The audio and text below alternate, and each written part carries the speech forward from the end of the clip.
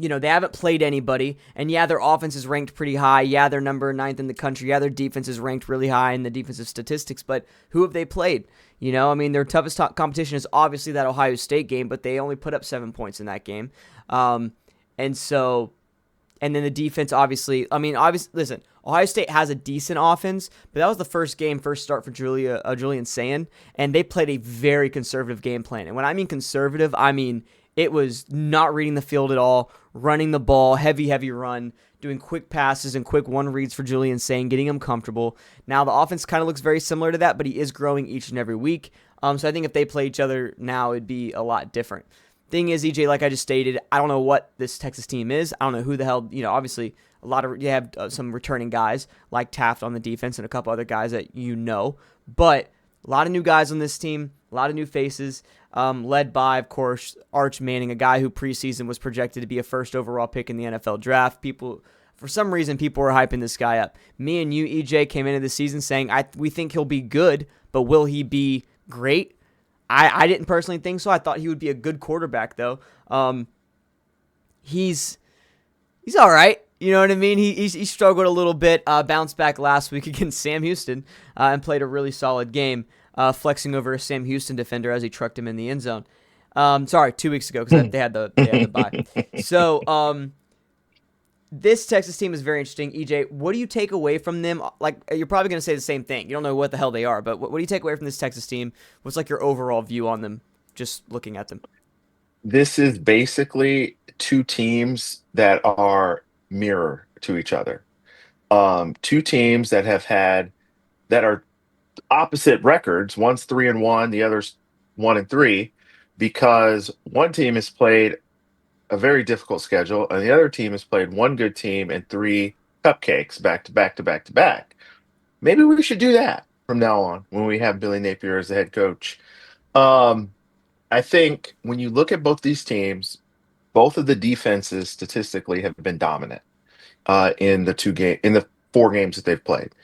Ohio State uh, barely moved the ball, scored, I believe, 2 total touchdowns in that game. Very similar to how the Florida defense has played their, top 5 opponents, both on the road as well. Only allowing basically 2 offensive touchdowns, um, one to LSU, one legit to Miami, and then the 2 at the end were kind of just, you know, we had to go for it on 4th down inside our red zone, and obviously we should have just punted it to save face. But anyway, Texas's defense is deeper than ours, though. And so as injuries start to rack up for us, um, it's only a matter of time before uh, it could theoretically get ugly for us. Texas, on the other hand, can afford a little bit of that attrition on defense and still plug and play with 4 and 5 star players. In addition to that, I don't really see their defense ever breaking throughout this season. I think their defense is going to continue to be a difficult team to try to score against, which is not great for a Florida offense who have we've seen it can't run, can't throw, can't do it, can't call plays, can't convert a 3rd down. So this is going to be a fascinating game because the other thing is this is perceivingly the most winnable game on the schedule outside of, I'll say right Kentucky. now, this looks like the most winnable game outside of Kentucky because Texas's defense, it's going to basically be who can score 10 points in this game. That's basically what this game's going to come down to. Who gets to 10 first? So that's my impression. I don't think that Texas's offense is as good as LSU's. I certainly don't think it's as good as Miami's. It's somewhere in the middle, maybe slightly worse than LSU's actually, now that I'm thinking about it. Although they do have the ability to kind of you, you you don't really know if they can take the top off you with Arch Manning if he's getting warmed up. This is going to be a very difficult game for him, but their defense is gonna slow us down, and we have to have and we'll talk about the approaches, but that's sort of my take on this game so far. Yeah, it's going to be a low scoring game for sure. Not going to be the most pleasing thing to watch. And I'm going to this, so pray for me. I'll be playing Clash Royale on my phone, try to pass time. So yeah, it's going to be. I totally agree. This defense, while they haven't obviously played any great competition outside of Ohio State, they've played really fundamentally well. This is a really good defensive line. I really enjoy their line. I think their secondary is one of the best secondaries in the country. Truly, led by Michael Taft, obviously back there at safety and DB. I really enjoy his play, and just the corners overall have really been locked down this year. I like their linebackers too. One thing, once again, you were going off of not a lot of great games, but they've done a really good job at sprinting toward the ball, right? These guys are coached Yep. very, very well. And so I like seeing that from the linebacker group. And like you were talking about, EJ, the defensive line depth that they have is unbelievable. These are big, big dudes. And I'm worried about Yeah. that when it comes to our O-line and how they've struggled this season. These are the biggest defensive linemen that we're probably going to see all year, of course, outside of Yes. Georgia. And so this is literally a Georgia defensive line. So I'm a little worried about that. Once again, there's a lot of names here that haven't been talked about because they've played UTEP and Sam Houston and some of these other teams. But I think as they get in the SEC play, a lot of these guys are going to emerge, and they have plenty of guys in there that have been playing very, very well, very disciplined football on the line. So I agree. It's going to be whoever can really. It's like a race to 20, a race to 17, and I think whoever gets there is going to win this game. Gators have struggled heavily against, moving. I don't know, creating any kind of offense in general, and it doesn't help when you're playing one of the most talented defenses, at least in the country, in Texas. And I agree. I don't think they're better than Miami, but I do think that they're up there with LSU. I think they can definitely have the talent to really be up there with LSU's defense. Yeah. So do you want to talk about this Florida offense against this Texas defense real quick, EJ? Let's do it. We'll get Let's do this it. Do out of the what? way, and then we'll get into the Texas offense against the Gator defense. Might be some more stuff to talk about there. Yeah. Do you want to start? Yeah. I can go ahead. Okay. If we look at Texas's schedule, they obviously let up 14 points to Ohio State, but only 7 points to San Jose and 10 points to UTEP, which was a pretty interesting game. They're coming off of a shutout win against Sam Houston. Like I said, this is a really good group here on defense.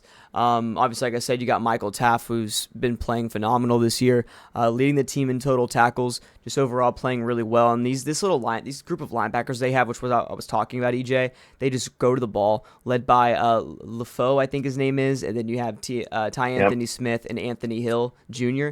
Anthony Hill Jr. is an absolute monster, dude. I love watching him play. And you got Ethan Burke, Trey Moore. Like these are all names that I know, which is insane. And guys that Which is right. I mean, I like remember these guys as recruits. Like this is unreal.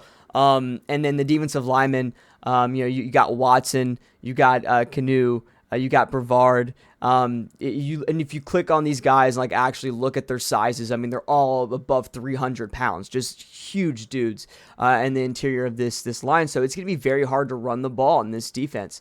It's not gonna be easy at all. So. Yeah, I mean that's kind of my extent of looking at this team. I don't know if you have any more specifics on their defense against the run, defense against the pass, EJ, that you want to talk about. Yeah. The Steve Sarkisian is an offensive mind, but he took a large bulk of his approach to the game from his mentorship, I think, from uh, uh, Nick Saban, particularly over the last couple of years. And that is, let's focus on having a defense that can keep us in every game. Because if we can do that, the strategy on the offense um, becomes a little bit more wear down the other team. And then with our depth on defense and our ability to you just name, Watson and Burke are just and Kanu is actually the highest rated one on PFF. Their right defensive end. These guys are, I mean, they have two shutouts against these. The last couple of games, even though obviously it's Sam Houston State and San Jose State, but no, nevertheless, um, hard to get shutouts unless you're just completely dominant and way more athletic than your opponent's offense. When you look at this team um, so far, um, Texas is allowing, I believe 18. Well, is that 8 points a game? Yeah. They got two shutouts and 14, and yeah. So we can't even score 8 points a game. Um, Lagway's health is very, very critical in this game. Who knows what the situation is with him?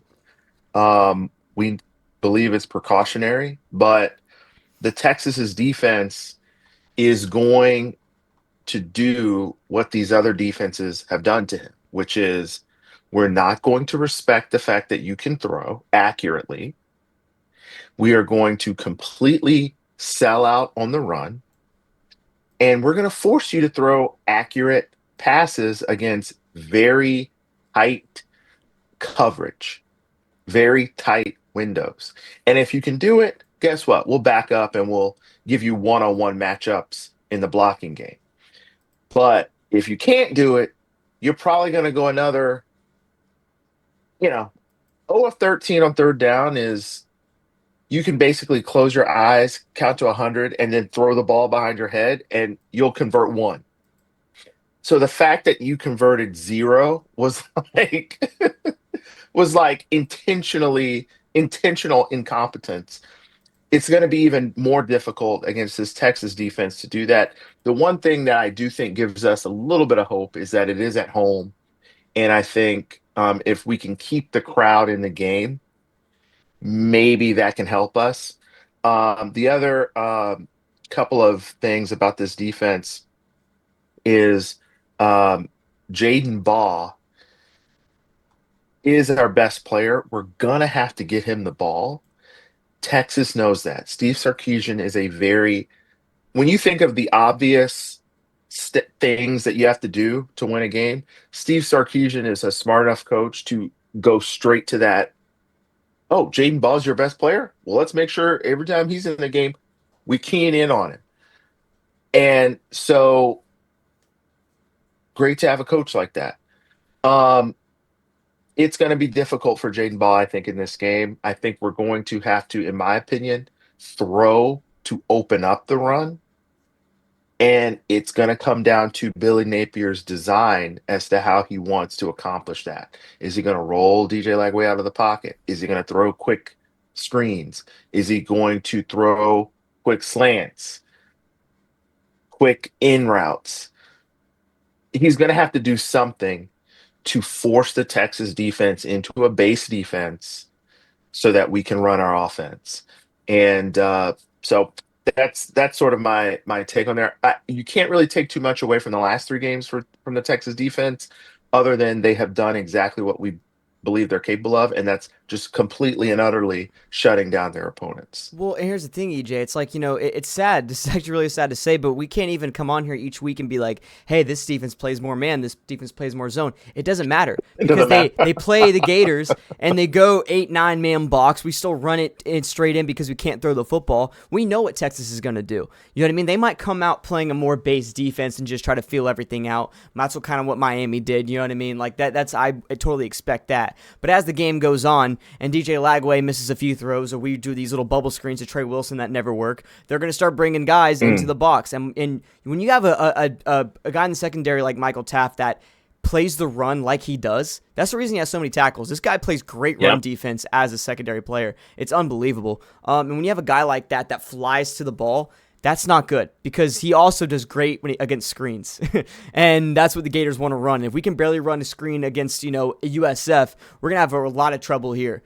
There's not a lot of hope for this Gator offense against this Gator defense, or against this Texas defense, EJ. I genuinely don't know what we can do. My only hope is that maybe Jaden Ball, which he does it every game, so it's going to happen, breaks a few tackles, gets out. The thing is, you look at the PFF score for this Texas defense, they don't miss tackles.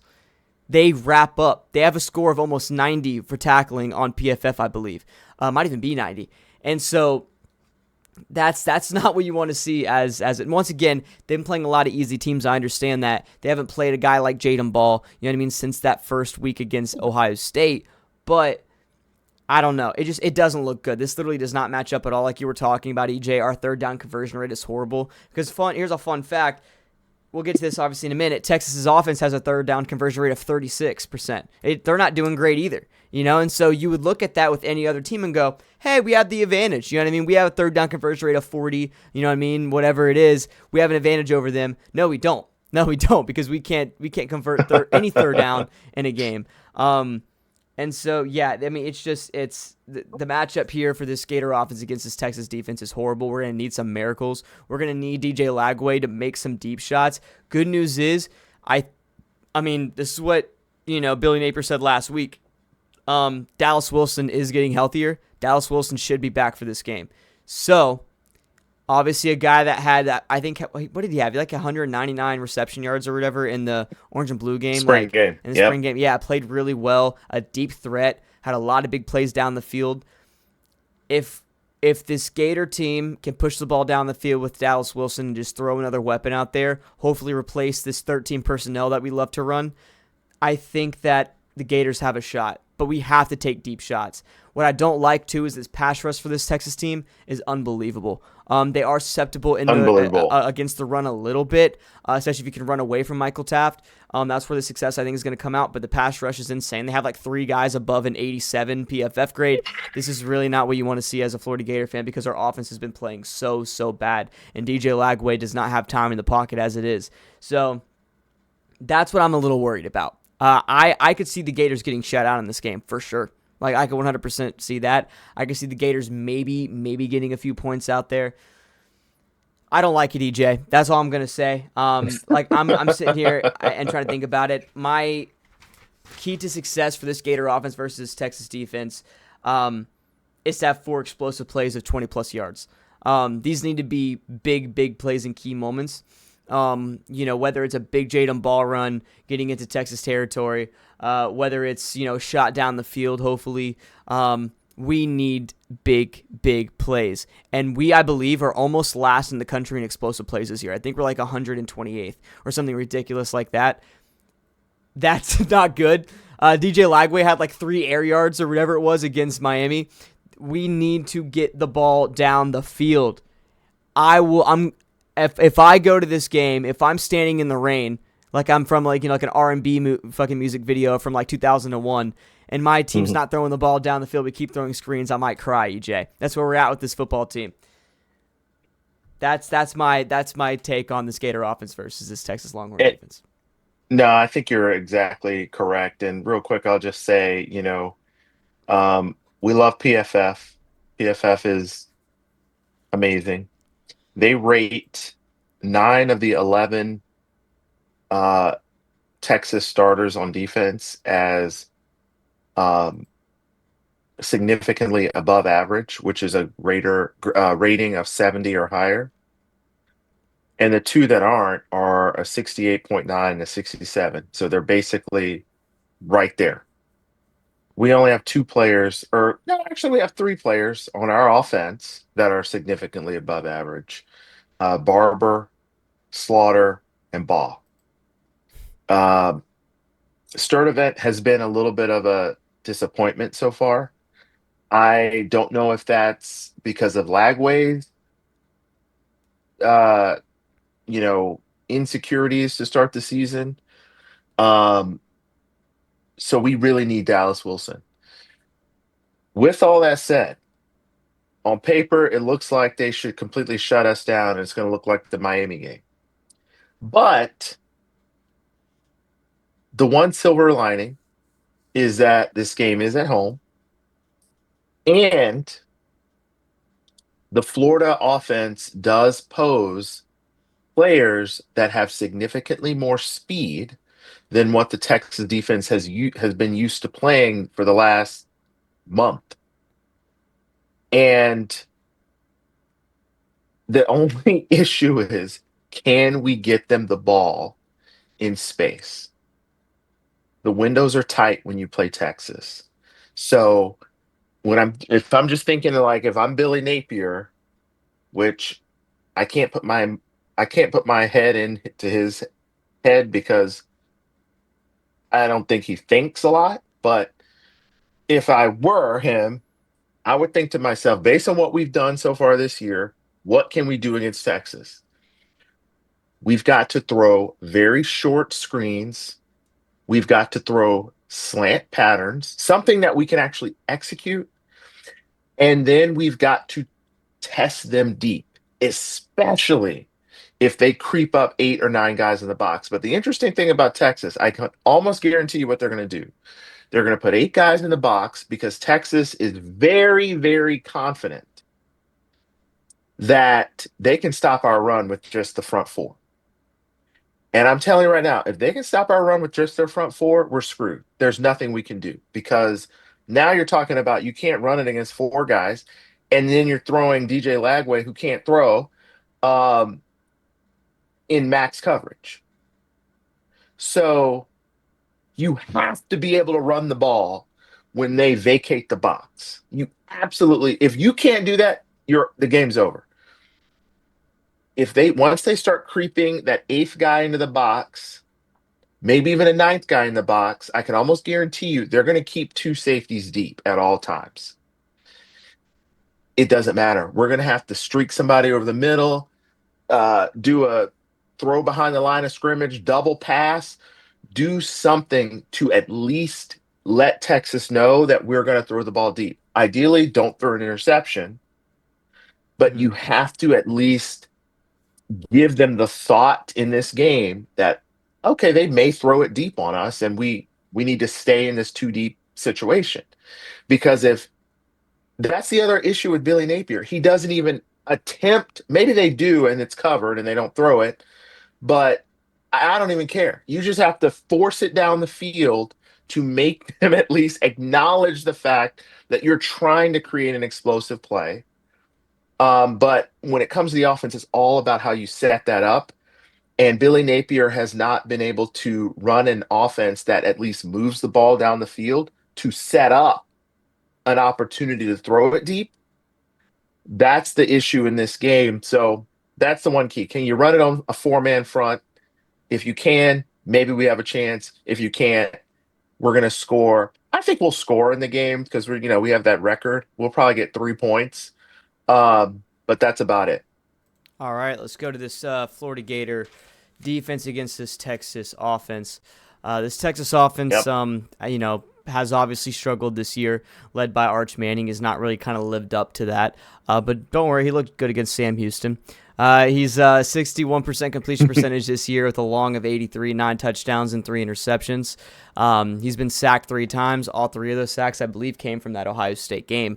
They have a couple of good running backs in the backfield. They got Jarrett Gibson, 155 yards, and then you have James Simon at 117. With Christian Clark. Well, the very interesting thing about this run game is that they actually all are averaging at least 4.3 yards or above, but they have not had any big explosive run game this year.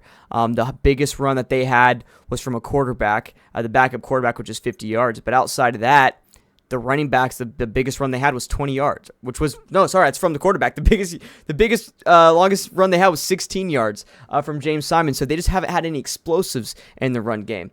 So here's what I'm looking at. Screw all the other games. I'm going back to the Ohio State game. What the hell did Matt Patricia do against this team to make Arch Manning struggle so bad? And that's stiff the run game. What they did is they played heavy in the box and blitzed a lot. They blitzed a lot in that game against Texas. They played the run game. They stopped the run game. Texas could not get the run game going at all. Put a lot of pressure on Arch Manning in that hostile environment. Guess what? They're coming to another hostile environment. I don't know. I don't think the game's sold out. I'm sure it probably will by the end of the week, maybe. We've had 13 games sold out so far, and I think the Gators are looking at the 1-3, and they're probably, I don't know. They're like, we'll just stay at home. You know what I mean? Sit on the couch, listen to the commentators, and get the same experience. So I'm taking a page. If I'm the defensive coordinator, if I'm Ron Roberts, I'm taking the page out of Matt Patricia's book, and I'm doing these weird different blitz packages. I'm doing what is it called? What is it when they drop the defensive lineman and then blitz the corner? What the hell do you call that? I don't know. That really bothers me. Yeah. I don't know the name of it. Anyways, they did that a lot in this game too. They were dropping defensive linemen, bringing the safeties on blitzes and the corners and stuff. I think you have to mix stuff up and just scare Arch Manning. And in that game, they got 3 sacks. That's the big reason why Arch Manning played the way he did. If you look at these last couple games, he looks comfortable because he doesn't have any pressure on him. These guys, this offensive line's a good offensive line. They're not great, but they are pretty solid and are much better than I thought they were going to be. Even though they really haven't played anybody since that Ohio State game, but they're giving him time. So if I'm Ron Roberts, which the sad thing about this, Ron Roberts does not like to bring a whole lot of pressure. He likes to kind of play that base defense and is like, hey, if you beat me, you beat me. I'll let you drive down the field. I don't really like that. The good thing about that, though, is that Texas has been horrific in the enemy's territory, especially in that Ohio State game. I don't know if you remember, EJ. There was like 4 times when they got past the 50-yard line, and their offense just started, sputtering and couldn't get to the end zone. They're also one of the worst offenses in the red zone in the country. So the kicker's having a great time. He's 5 for 5 out of field goals, I think, out of the whole season. He's doing great, but if you're the Texas offense, you need to get in the end zone. Arch Manning does not go do great in a condensed field. So that's the good thing if you're a Gator fan, right? We can kind of stop this defense a little bit, maybe get a few 3-and-outs. If they do drive the ball down the field, we can hold them to 3 points, give our offense a chance. Because what is it? Every 2 field goals is still a 1-possession game, right? And you're still in it. Yep. So that's good for this Gator offense. The third down percentage is horrific. So like I said, if I'm the Gator defense, I'm going to just fully go and dedicate to stopping the run. I'm going to bring a lot of pressure on Arch Manning because if they get a false start, EJ, a holding penalty because there's a lot of guys blitzing, or even a sack on Arch Manning, they're probably not going to convert a 3rd and long, right? And so that's one, they can't run the ball explosively, and Arch Manning is quarterback and he's been struggling a little bit. And with how this Gator secondary has been playing, I'm pretty confident that they can, hold down some of these guys. That's my key, not my key, we'll get into that in a minute, but that's kind of my game plan going into this game. How do you feel about that, EJ? Love it. I think you hit a lot of points that I was going to say, actually. Here's the interesting thing. Let us pray that beating a unranked team from the FCS 55-0 is a jinx on your next game, because that's exactly what happened when Ohio State played Sam Houston. And then when we played LIU, then ever since that game, we're terrible. Here's the other interesting stat. Ohio State gained the fewest yards that Texas has allowed all season, which is insane. And that's the one loss that they had. Ohio State only gained 203 yards in that game. All the other 3 teams have gained at least 230 yards or more against Texas, which is crazy to think. So if Ohio State can only gain 200 yards and win, then we have to look at that game and say, well, what the hell did they do? Well, they won field position. They used other aspects of the game to help their offense because the Texas defense is so good. We've talked about that the whole time.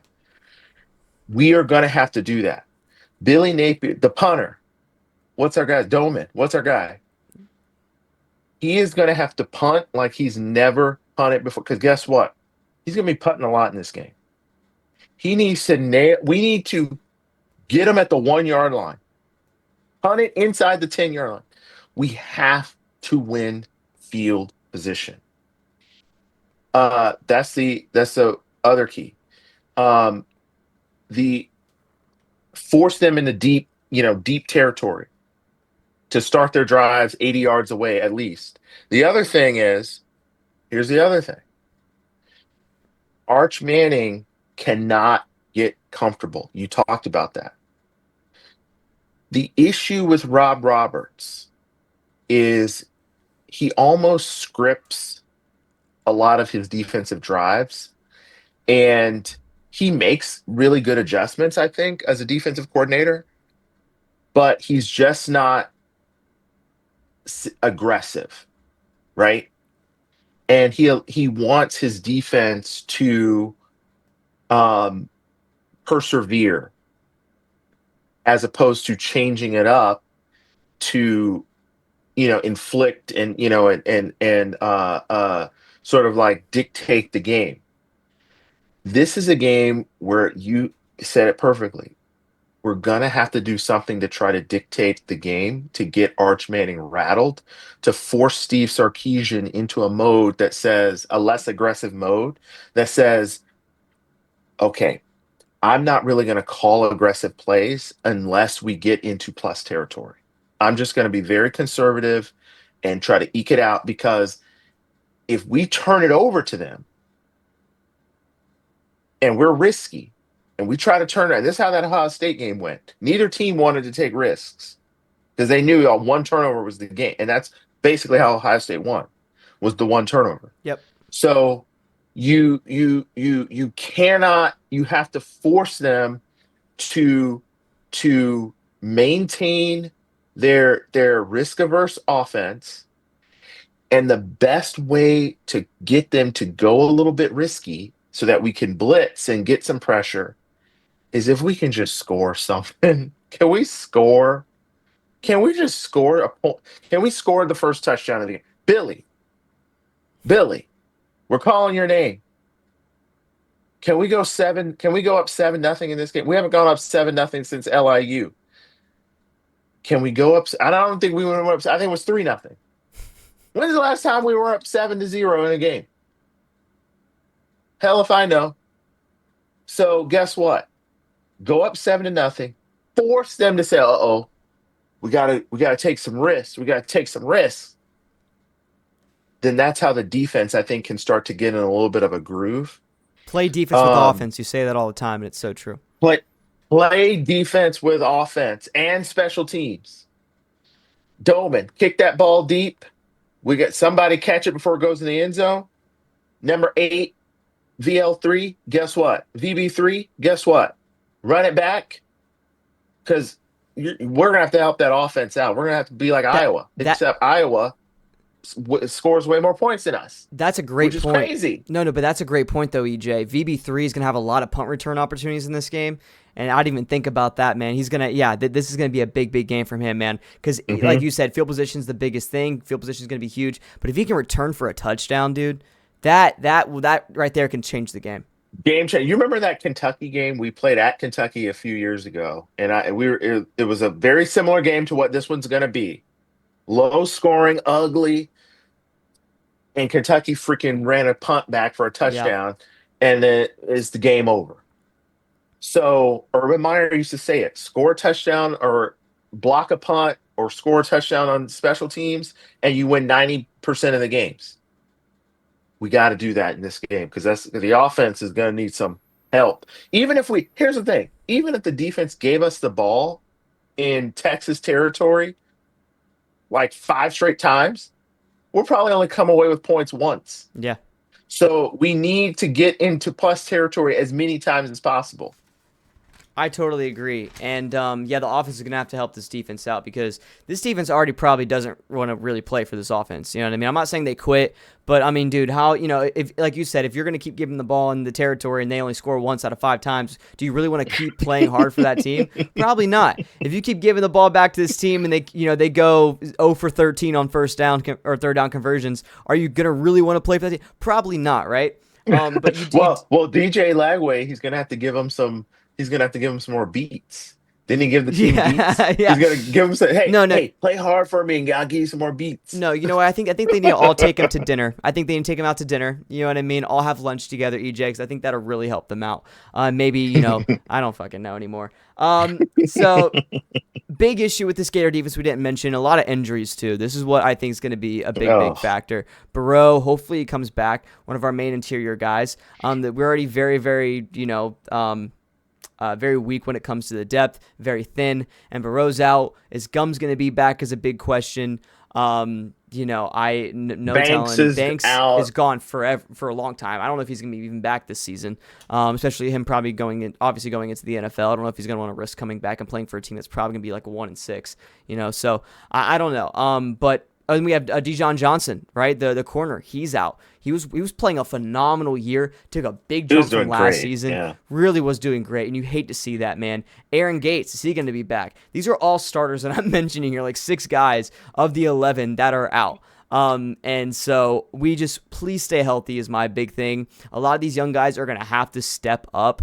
Especially in the pass rush game. Luckily, Kofi Asar stepped up, played a really good game, right? Some of these young guys are, and of course, Jaden Woods, right? These young guys, these Yeah. inexperienced guys are going to have to really, really step up in this game on this Florida Gator defense. Kamani McLean's going to have to play his best game ever as a Gator. This safety play, Castell, been very inconsistent. He has to play 2 really great games in a row coming off of that Miami game. So we're going to have to see these boys all play really, really good games because, listen, even though that, this offense of Texas hasn't been playing great, they're very, very dynamic. These tight ends are phenomenal. These wide receivers are great. These running backs out of the backfield in the pass game are also really good. So this is an offense where you don't know where the ball is going to be going, EJ. You genuinely don't. And so they're going to try to find those matchups for those tight ends against these linebackers, against Miles Graham. Miles Graham's going to have to keep playing great. Aaron Childs is going to have to play more disciplined, specifically in the run game. We're going to have to play complete game on defense to even have a shot at winning this game.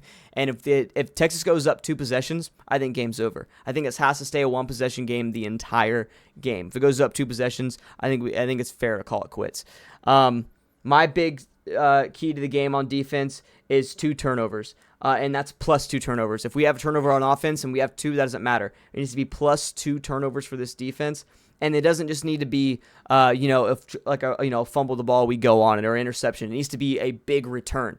I'm not saying it needs to be a touchdown, but we need to help this. If they're inside the 20-yard line, we get a fumble, we just land on it. That doesn't mean shit, right? We have to get that and pick up that ball and run with it. I don't care if it's one of our linemen that's like 350 pounds. Get 5 guys to lift him up and go. We need help here to help this field position, like you were talking about, EJ.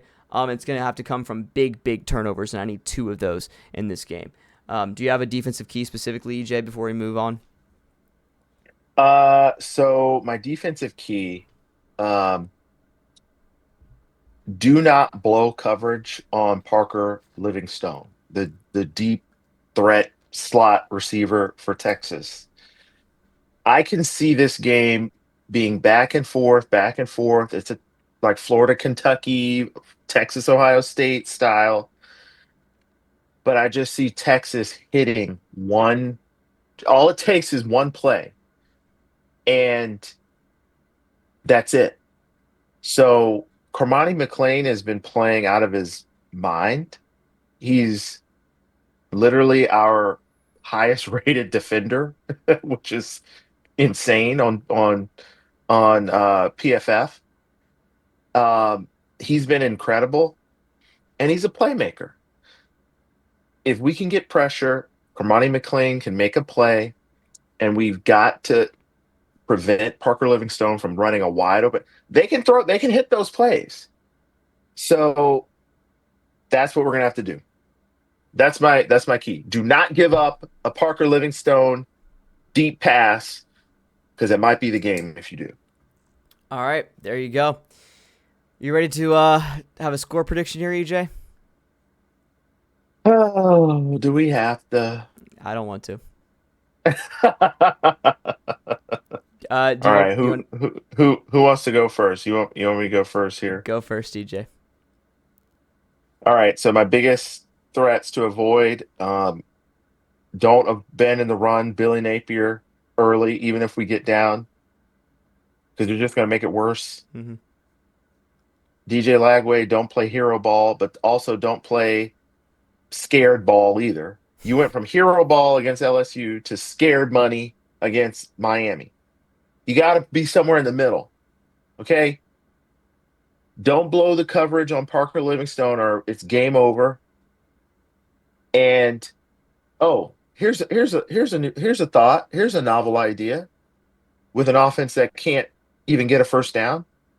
Don't do holding penalty, especially on Texas, because yeah, they're big and fast and strong, and you're probably going to want to hold them.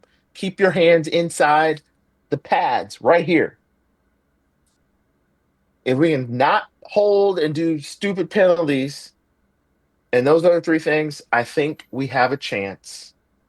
But even with all those chances, I still think Texas plays an ugly, ugmo game. I'm gonna go Texas 19-13 in the swamp. Wait, what's the spread in this one? Um, I think they're favored by 6.5. I'll look real quick though. Oh, okay. Gators cover. No cover, Texas. No cover. No cover. But Texas wins 19-13. And it's just because we can't score 20. If I'm confident that we can actually score 20, I'm like, oh, maybe we have a chance. We ain't scoring 20 with this offense unless Hell no. DJ Lagway is right and hey, the offense is going to pop soon. By pop, you mean get sacked and thrown backwards? Or, oh, how about this? Run straight up the middle on 3rd and 2 when the entire defense is charging at the middle of the. So 1913, Texas, and it'll be just enough for them to say, well, Texas is a top 10 team, so just because we lost, it doesn't mean that we should fire Billy. Yep. And I have kind of the same thing going on here. I think it's going to be a close game back and forth. I think this game goes into overtime. I think it's going to be 10-10 going into overtime, baby. I think that the Gators get the ball first. They don't move the ball at all, and we got to go for a field goal. Trey Smack hits the field goal, makes it 13-10. Texas gets the ball back. Crowd's going crazy. Parker Livingstone gets the ball, goes into the end zone. I think Texas wins at 16-13 there in overtime. Heartbreaking loss for the Gators. No, I know, but no. it's funny you mentioned that big score by him late. I think that's going to be the one right there. I think they find a way to win it. I don't think this game actually goes into overtime. I'm just trying to make it fun for me because I'm going to this game and I want to get my money's worth. But I